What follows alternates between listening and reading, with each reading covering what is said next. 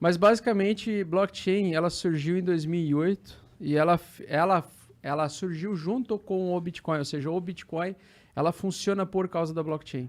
A blockchain nada mais é do que um livro-razão e um banco de dados colocado em blocos, encadeado e que é distribuído em um determinado período de tempo, a cada 10 minutos surgem novos blocos. Ela é um livro-razão contábil no início. Atualmente, a blockchain não precisa necessariamente ser um livro contábil, ela pode ser um banco de dados digitais, por exemplo. Mas vou tentar simplificar a explicação para vocês tentarem entender, porque a minha missão é até um dos motivos que, para mim, é muito importante eu aparecer, né, em lugares onde tem bastante alcance de pessoas, principalmente é porque eu tenho a missão de desfuder o Brasil. Desfuder o Brasil... Tu tem uma missão impossível. Não, é a missão possível, a missão possível. Sabe como é que é? Quando eu tive a percepção de que, ao invés de eu começar a terceirizar a responsabilidade para que um terceiro, um político, imbecil, resolva o problema da minha vida e da comunidade onde eu vivo, eu percebi que se eu procurar a solução por mim mesmo, e eu vejo que as outras pessoas procurarem por si mesmas também essa solução, utilizando essa ferramenta maravilhosa que é a internet, a gente pode fazer com que os brasileiros sejam inteligentemente mais ricos. Porque, na verdade, o fator riqueza não é o dinheiro que você ganha do Estado, mas é o dinheiro que você consegue gerar através da sua inteligência, da sua capacidade intelectual, que toda vez, em todos os indivíduos é assim, você adquire através do esforço, né? E o Bitcoin, as criptomoedas, para mim, ela foi a melhor ferramenta depois da internet, depois do surgimento da internet, porque, gente, cara, vocês viveram os anos 90 ou não? Monark, eu nasci neles. Tu nasceu em que... 90. 90? Tá. E o... 85. 85. Então, o Igão vai saber bem o que eu passei também, e tu também, Monark. Como é que era a nossa vida em 1995, 94? Vocês conseguem dar um rewind aí? Voltar atrás aí? Em 1995, cara, eu tava com 10 anos, minha vida basicamente era ir pra escola e jogar flipper. Tá, e quando tu chegava em casa, o que tu fazia? Via TV. E o que passava na TV? Passava TV... Como é que era o nome daquele bagulho do... Cruz. Tá. TV Cruz. Mas tu nasceu no Rio de Janeiro, né? Tá. Eu não sei como é que eram as transmissões de TV, televisão lá, mas na nossa cidade, na minha do Janho, Veracruz, a gente só tinha acesso à Globo, que era colorida. O restante era preto e branco, pegava muito mal. Então o SBT era preto e branco. Viagem, sério? Nos anos 90? Anos 90. E eu tinha que dar porrada na TV, nós tínhamos uma TVzinha amarela. Meus pais recém tinham mudado de profissão, porque eles vieram de uma geração de agricultores, né? E eles se transformaram em professores, eles estudaram para isso. E desde então eu tenho exemplo em casa de que o que muda a tua vida é o nível de conhecimento que você tem o desejo de ter. Então, o que muda o ser humano, o que torna um ser humano melhor ou bestial, é o tamanho da fome dele.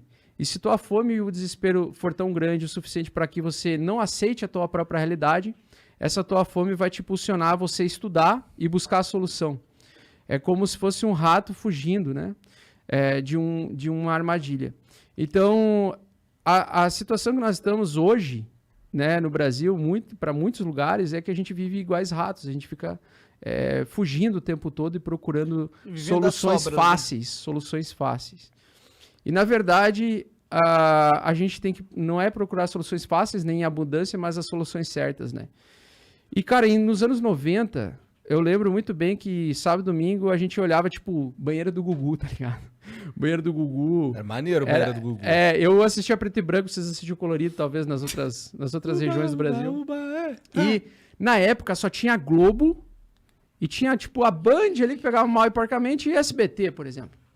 Então, para uma grande parcela da população, a gente ficava refém no que a Globo determinava e decidia mostrar as opiniões pessoais e importantes, os políticos que eles exaltavam, a gente exaltava. Então a gente vivia naquela bolha, né? Nós estamos na penumbra aqui, naquela penumbra, né? Ou seja, nós vivíamos naquela nada. bolha onde nós tínhamos um poder central na comunicação, que era a Globo, e a Globo ditava mais ou menos o que o consenso das pessoas tinha. E naquela época não tinha internet ainda.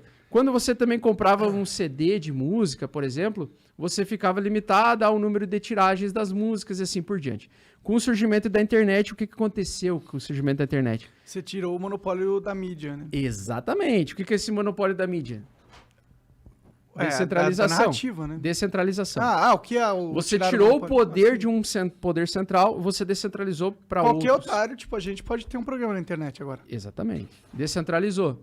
E com a descentralização começou o processo ao longo desses anos, a descentralização do rádio, da televisão, da música. A gente começou a poder ouvir a música que a gente queria, o tempo que a gente queria. Porque eu e o Gão lá, nós tínhamos que ter uma fita com A e B, espera a nossa música favorita passar no rádio lá.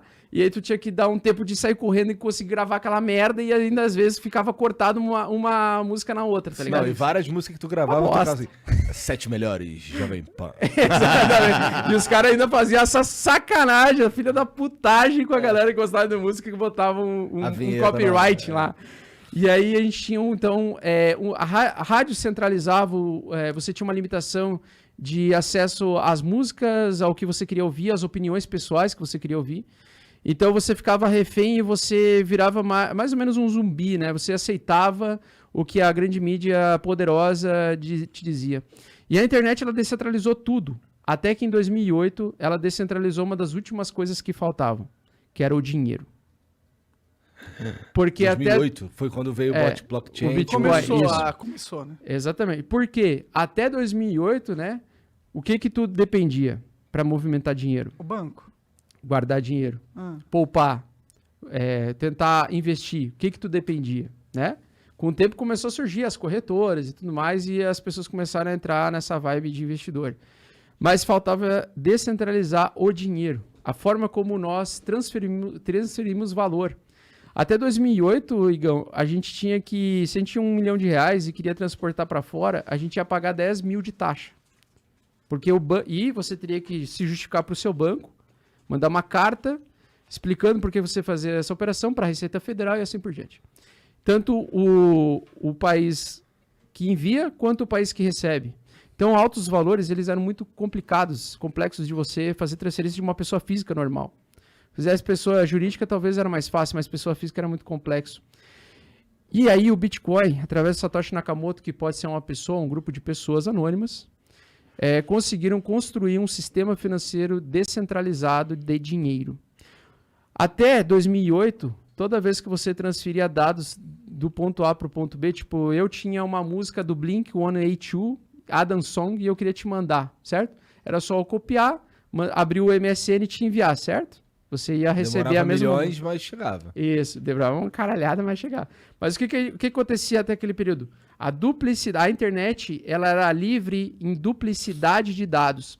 Se você tira uma foto sua hoje com o teu smartphone, teu celular, quando você tira a foto, essa foto ela está na internet, ela é propriedade tua ou ela é propriedade da internet? Eu acho que ela é propriedade da internet. Depois que eu joguei lá, já era. Exatamente. Então, se você mandar essa foto na internet, você perde o direito dessa foto. Só que como é que você poderia fazer para você tirar uma foto, colocar num ecossistema em que se certificasse que você é o dono daquela foto, que você quem bateu aquela foto e que só você pode movimentar aquele dado específico de foto? Blockchain. Tá, mas isso não impede as pessoas de reproduzirem a tua foto. Não impede. Se alguém tiver acesso à foto e quiser copiar e clonar, com print screen, por exemplo, ela consegue. Mas a gente tem que ir além disso. Para tu movimentar o dinheiro, um dinheiro digital, se quisesse criar um dólar digital, como é que tu criaria um dólar digital ou um dinheiro digital se toda vez que você transferisse ele pudesse ser duplicado para cada pessoa que você enviasse? Fudeu, não consigo nem pensar na A inflação não ia acontecer, não ia funcionar. Então, por muitos anos, desde 1994, surgiram vários pesquisadores de criptografia e cyberpunks, e influenciados pela cultura cyberpunk, a desenvolver um dinheiro digital, onde você pudesse transferir do ponto A ao ponto B, ou dados, algoritmos que representassem um valor. Então, o Bitcoin ele foi o primeiro projeto bem sucedido, ele não foi o primeiro projeto tentado, que nós tivemos, acho que é o... Putz, agora não lembro o nome do que surgiu em 94 e depois tentou em 2004, mas eu sei que o Bitcoin foi o primeiro bem sucedido. Nossa, eu fico pensando, quanto dinheiro será que tem esse Satoshi Nakamura aí, Nakamoto? Nakamoto Existe, se ele é um cara, ou mesmo se for um Sim. grupo, quanto de dinheiro esses caras têm, porque eles criaram a moeda que hoje vale, sei lá quanto dinheiro tem no valor do Bitcoin hoje em dia, entendeu? Sim. E se eles estavam lá no começo, né? Se tipo, o cara que comprou Bitcoin cedo ganhou milhões, imagina eles, tá ligado? Exatamente. Pois é, mas esses caras, por que será? Por que você atribui a vontade do Satoshi ou dos Satoshis de ficar anônimo? Porque o nosso sistema, de vontade de ficar anônimo, Pô, claro. porque que eles vão querer ficar anônimo. porque se eles criarem um sistema financeiro que vem para acabar e liquidar com o sistema financeiro tradicional, eles poderiam ser perseguidos, É isso? entendeu? Porque Como que você, você para ataca alguém oferecer que a você não sabe liberdade quem para é? as pessoas, uma ferramenta de liberdade, você tem um preço muito alto para você batalhar com aqueles que já estão os macacos da bola azul, né? Porque o sistema tradicional é o macaco da bola azul, é o cara que, o boss, o que Já manda. dominou o sistema. Exatamente. Sim. E todos eles são sistemas estilo piramidais, né? Porque sempre tem a ponta da galera que tem muita grana e a base da galera operária fudida. Né? Não que isso não vai acontecer com o Bitcoin também. Não, né? não, porque o sistema dele é distribuído. Ele não é um sistema distribuído de uma forma injusta. Ele foi, na minha opinião, distribuído de forma justa. Como assim, o Bitcoin? É, o Bitcoin, mesmo ele pagando os mineradores no início mais, e esse valor, esses Bitcoins que foram minerados no início tiveram uma quantidade maior, a gente sabe que o livre mercado consegue, com o tempo, equilibrar isso. Como? Eu não enxergo Porque isso. as pessoas vão comprando e vendendo, porque vão surgindo corretores, porque vão surgindo ferramentas de negociação que facilitam essa troca das pessoas. Mas a facilitar a troca é uma coisa, mas Sim. construção de riqueza é outra. Sim. Tipo, não é porque a troca foi facilitada que as pessoas vão conseguir Não, construir ela- mais facilmente. Não, mas você dá, pelo menos, você consegue dar a elas essa chance. Eu acho que, nesse sentido, o melhor argumento da descentralização é porque, eventualmente, vai acontecer uma hierarquia de pessoas que têm mais dinheiro e outras não. Do mesmo jeito que a gente tem nesse Como sistema assim? atual. Hierarquia de... Ah, tu quer dizer, tipo, hierarquia, mas no que sentido? De dinheiro. Tipo, Quem vai tem ter, mais dinheiro. vai ter um grupo pequeno de pessoas que detêm a maioria da grana. Certo. E eu acho que vai acontecer no Bitcoin também. Não, mas já acontece isso. Exato, porque isso não é um fenômeno pensado da sociedade, é um fenômeno natural. Sim, é um fenômeno natural. Tipo, dentro das árvores, numa floresta, por exemplo, Sim. você tem uma hierarquia. É uma separação divina natural. Exatamente. E então isso vai acontecer. Eu acho que então o melhor argumento do Bitcoin não é que ele vai gerar riqueza para as pessoas, e Não. sim que ele vai tirar alguns empecilhos de você gerar riqueza que você Exatamente. tinha antes, pode facilitar a tua vida. Vai te facilitar a vida e, na verdade, vai tornar a brincadeira um pouco mais justa. Porque se você se esforçar, inevitavelmente você consegue ser recompensado no mercado financeiro volátil, com a volatilidade, com essa movimentação de valores. Se você tira as Só que- travas, né? Exatamente, se você tira as taxas, se você tira as limitações com o seu dinheiro. Cara, depois que surgiu o Bitcoin, o que é o Bitcoin, né? Na verdade, ele é um livro-razão, a blockchain, ela é um livro-razão digital, onde são adicionadas informações, onde assegura publicamente que a carteira do Igor tem um Bitcoin e o Igor quer transferir esse um Bitcoin para a carteira do Monark. E quem faz isso é a blockchain, ela que assegura publicamente essa transferência e assegura que você abre mão direito dos teus dados digitais para você dar para outra pessoa.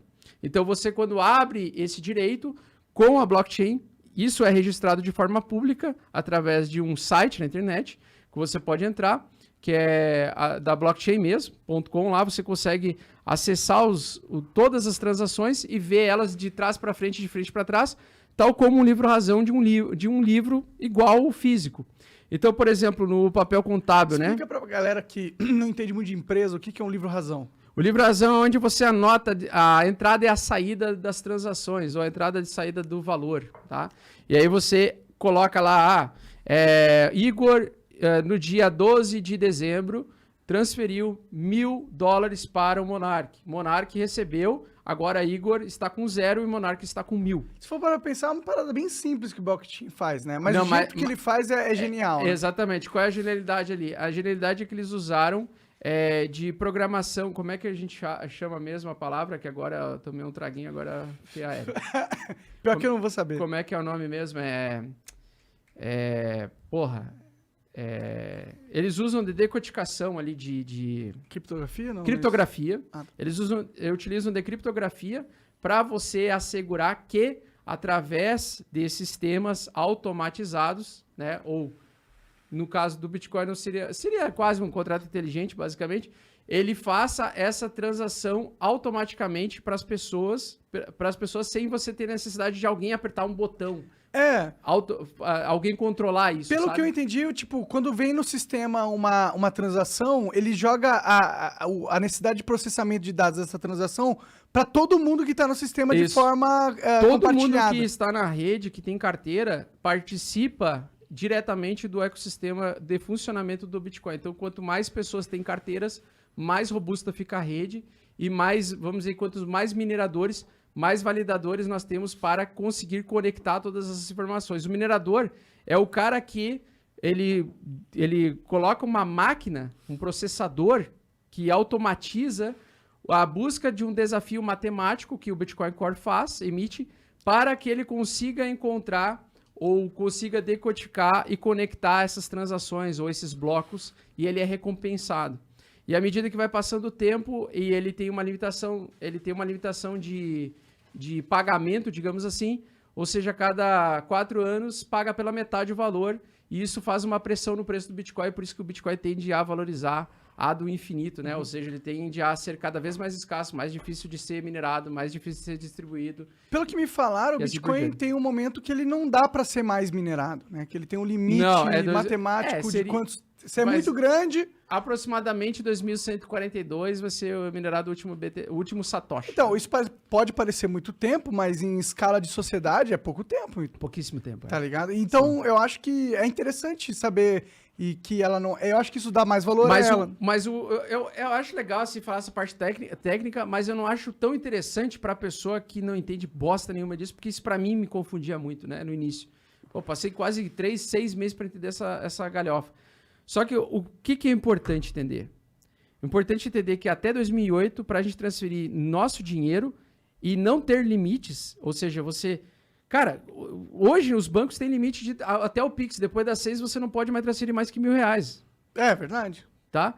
Mas então, eu entendo porque eles fizeram isso. Então, até lá, nós éramos refém de um sistema centralizador que ditava como você deveria usar o seu dinheiro. Na verdade, não é o seu dinheiro. Ele dá a falsa sensação que aquilo é seu dinheiro, porque se você, numa situação muito dificultosa, você saiu do país lá nos anos 90 e precisou, de alguma forma, movimentar dinheiro e não conseguia por causa do limite do banco, você estava fodido. Então, em 2008, o que começou a acontecer? A galera começou a perceber isso.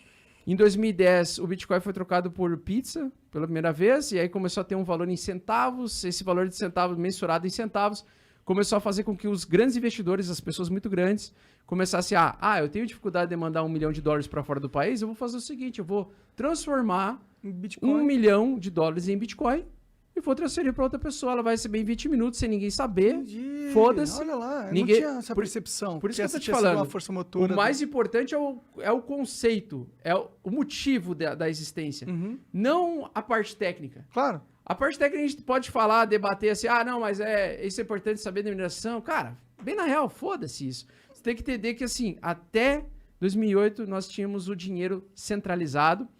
A TV já estava descentralizada, porque já surgiu o YouTube, né? E o YouTube mesmo já é quase um centralizador hoje em dia. Né? Virou centralizador por causa da fama, por causa da demanda, né? Das pessoas. E pela estratégia, e pelo ambiente. É que é difícil criar um YouTube, entendeu? Pra você criar um YouTube... investimento absurdo pra começar. Exato. Sim. Tipo, você tem que pagar todo mundo que tiver lá, um CPM legal, pra ele valer a pena ele colocar seu vídeo lá. Você tem que ter uma aderência geral imediata, grande e forte, que é difícil. Então...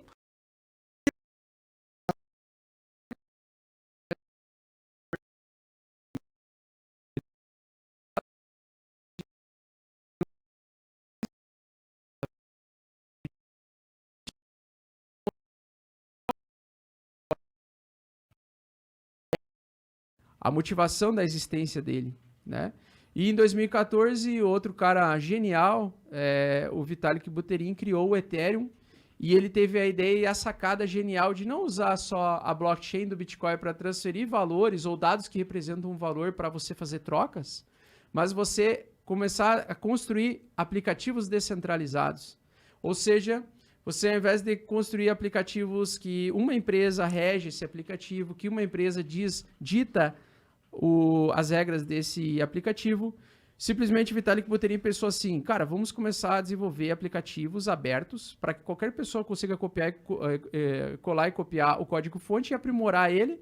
A gente cria um token dentro desse ecossistema e esse token pode ser utilizado como um voto de confiança das pessoas, ou seja, você tem esse token para utilizar para fazer votações do futuro das inovações desse projeto. Isso seria o Ethereum, esse token. O Ethereum, exatamente. Não o Ethereum necessariamente.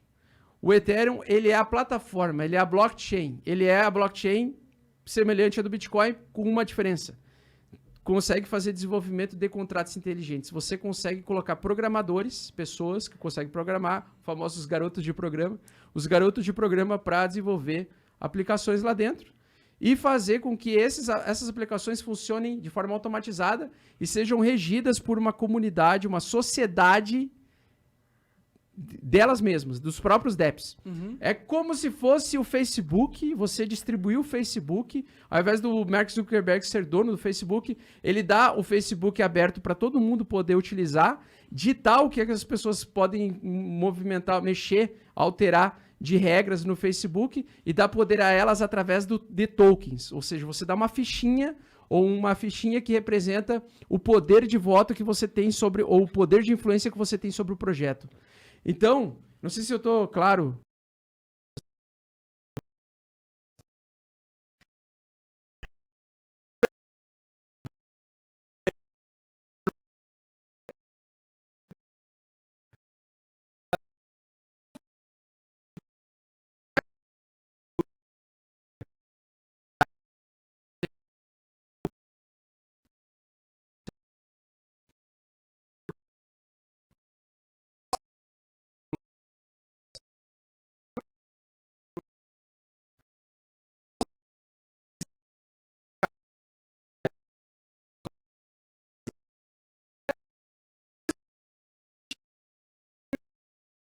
Assim, ó, o blockchain, ele falha aqui. Sim. Então eu vou cobrir essa falha na esperança de ter um bom produto.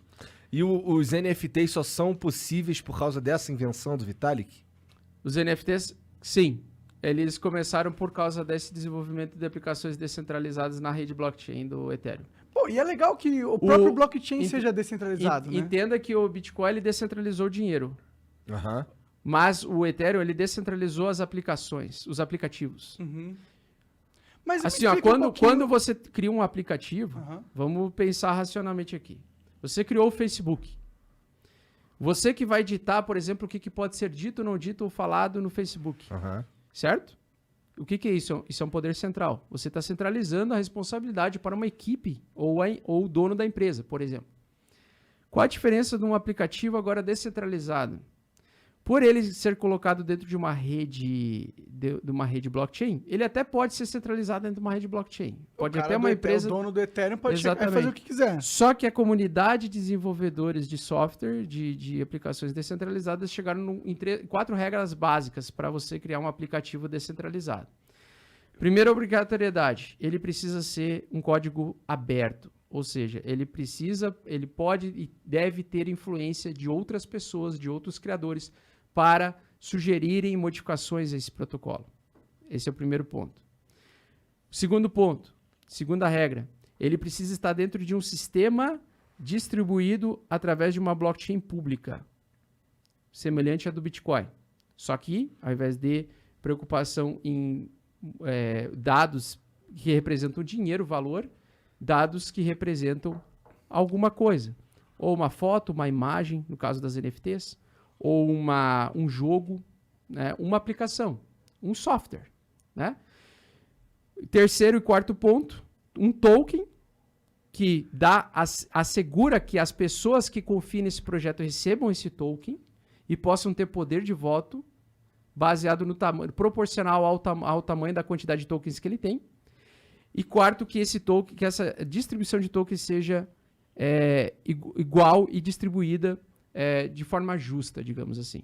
Tá? Então essas seriam as 4 regras principais de uma aplicação, Um aplicativo descentralizado. Então, imagina, ao invés de usar o Facebook centralizado, no Zuckerberg, ou na cabeça dele e na equipe dele, você descentralizar as decisões do Facebook para todas as pessoas que utilizam o Facebook. E quanto mais voto de confiança essa pessoa deu, quanto mais ela investiu o dinheiro nela, mais tokens ela recebe e mais o poder, o peso do voto dela vai ser maior numa proposta de melhoria do Facebook. E como que isso se aplicaria ao Vocês Facebook? entenderam agora? Mais ou menos. E como se aplicaria ao Mais ou menos ainda. Uhum. Mas tô me esforçando. Como que isso se aplicaria ao Facebook, cara? No sentido tipo, ó, imagina, o Facebook fez no Ethereum a parada. Certo. E aí, eu comprei, uma parte ali do Facebook, do Dos token que você falou. O token Exato. que representa... Como que eu vou exercer o meu direito de decisão dentro do Facebook, das decisões, tipo, quem que eles vão contratar, Certo. ou qual que vai ser a regra do sistema, A etc. comunidade, ou alguém da comunidade tem que propor uma votação e as pessoas têm que votar conforme essa votação. Por exemplo, vamos aprovar contratar um novo funcionário, sim ou não? Então, as pessoas com tokens vão lá e vão votar, sim ou não. Tá. Quem ganhar, a rede democraticamente vai sustentar a proposta. Aí o Facebook contrataria essa pessoa se a votação ganhasse. Ou o Facebook, ou alguém que desenvolveu o Facebook, que poderia ter ou alguém que tem mais tokens e a comunidade aceita que essa pessoa tem um peso maior, aí é de cada um. Aí a regra é de cada... Existe algum protocolo. aplicativo que funciona assim na prática? Vários. É? Vários. Tem um protocolo chamado SNX, o Synthetics, que funciona dessa forma. Aqui vem logo na minha cabeça a OneInt, a Uniswap. São programas, são aplicativos. São fazem? aplicativos O descentralizados. que eles fazem? O que a Uniswap faz? A Uniswap é uma corretora descentralizada. É uma corretora sem chefe e sem dono. Tá. Onde você pode trocar Bitcoin por Ethereum, ou Bitcoin por dólar, ou token por outro token, sem ninguém saber, dentro da tua carteira, acessando a tua chave privada e a tua chave pública. E quem que tá no comando dessa empresa? Quem está no comando dessa empresa são os desenvolvedores que desenvolveram no Swap. Entendi. Só que eles podem fazer o lançamento desse protocolo como fizeram de forma justa. A distribuição de token de governança que eles fizeram ano passado, inclusive o meu PlayStation 5 foi pago com essa distribuição de token, porque eu fui um dos primeiros a acreditar nesse protocolo e colocar dinheiro lá dentro. Eles distribuíram proporcional para as pessoas 400 token Uni. Cada token Uni estava custando $3, por exemplo, no momento do lançamento. E aí lá pra mim deu R$5.000, eu fui lá e troquei pro PlayStation 5. Aí eu me fudi, porque 20 dias depois o troço foi pra $40 por unidade. Caraca. Então eu vendi por 3 e foi 40, né? Mas o que acontece? Você cria, com a blockchain, você não se limita a distribuir dados para valer o dinheiro, você pode distribuir aplicações e arquivos de música, por exemplo, ou arquivos de dados de imagem. Mas só voltando um pouquinho, nesse caso da Uniswap. Uniswap, por exemplo, quem contrata no Uniswap, quais são as decisões, quem que Eles decide têm uma isso? equipe, que desenvolve no início. Tem que ter alguém que gera isso. Não é Entendi. uma máquina, não é Matrix que vai, não é É, as não. máquinas que vão desenvolver o aplicativo. É porque eu só fico pensando no controle, porque se a gente tem lá uma plataforma que dá Sim. o controle, mas você tem uma pessoa que pode só cagar pra você e fazer do jeito que ela quiser, você realmente não tem o controle. Sim, só que no caso da blockchain, você tem que se livrar das chaves quando você quer... Você não quer mais ter o controle. Então, as chaves que fazem Mas o você tem o desenvolvimento... controle mesmo? Essa é a pergunta. Porque, se eu comprar o Unicef, eu vou lá e invisto R$2 bilhões no Uniswap, compro tudo. Certo. Eu vou poder chegar lá e falar, a empresa vai funcionar assim, desse jeito aqui agora. Tu vai sempre ganhar a votação. Com 2 bilhões de... Mas eles são obrigados a exercer a minha votação? É isso que eu tô perguntando. Excelente pergunta, não sei. Entendi. Não sei. Entendi. É porque cada protocolo descentralizado, supostamente descentralizado, deveria ter essas premissas. Só que a grande maioria desses protocolos não tem essas premissas. Pode crer. Tanto que a rede Solana, e a gente chama isso de tokenometria, que é a forma como você distribuiu os tokens, né? Você tem que ver se ela foi justa ou não. Por exemplo, no momento da distribuição dos tokens, ela foi distribuída só para as comunidades de usuários de pessoas que utilizam e que apostaram no projeto, ou ela foi distribuída com 10% equipe de marketing, 20% equipe de desenvolvimento, 30% equipe, sei lá, corretora tal, ou elas foram distribuídas por igual, né? Então teve um token chamado YFI que, na minha opinião, foi o mais bem sucedido nisso na história até agora. que é o token que roda em cima da rede blockchain Ethereum, que, na minha opinião, foi distribuído completamente justo. O cara, ele não ficou com nenhum token, ele farmou os tokens. Farmar é outra expressão que a gente utiliza, que quando você pega esses tokens e cria piscinas de liquidez, você empresta dinheiro e age como se fosse um banqueiro do protocolo, você recebe como recompensa taxas das transações entre tokens diferentes.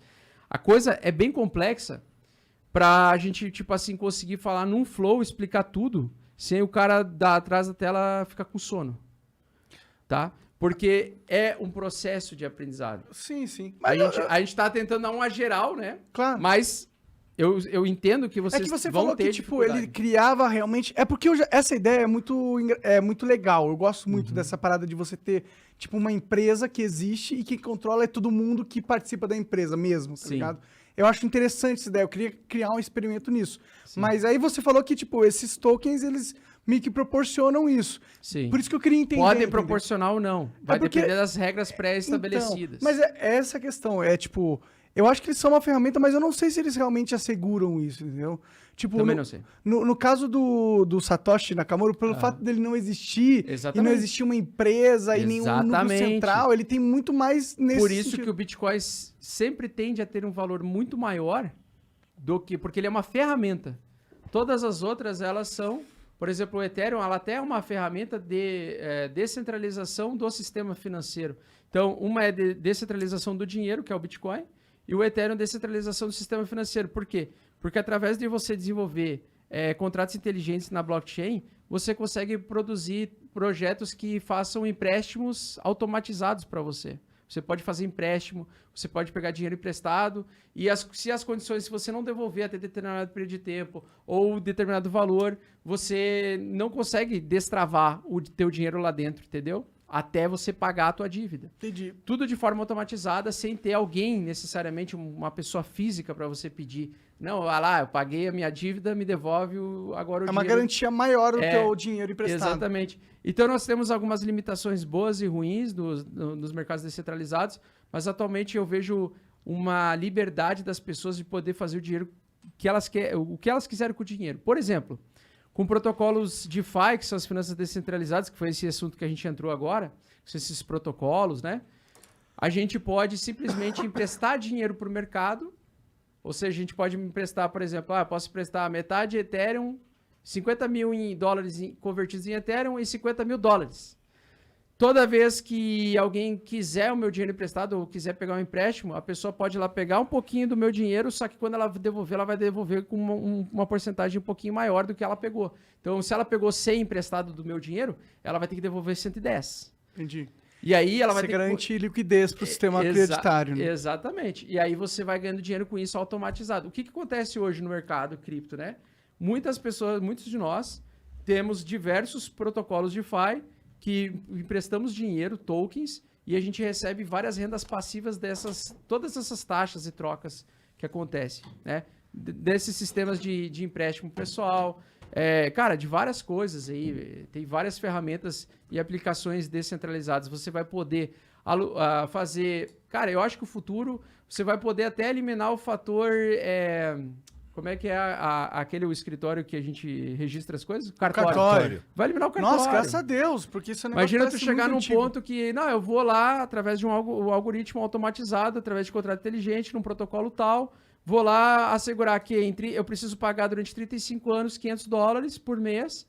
Se não pagar, enquanto eu não conseguir pagar, eu não vou ter o direito do meu imóvel. Entendeu? Uhum. Então você pode fazer isso de forma automatizada. Ah, sim, nesse sentido eu acho que, demorou até pra galera fazer um cartório online, tá ligado? Isso, mas eu acho que isso é o que vai acontecer com o tempo. Já tem.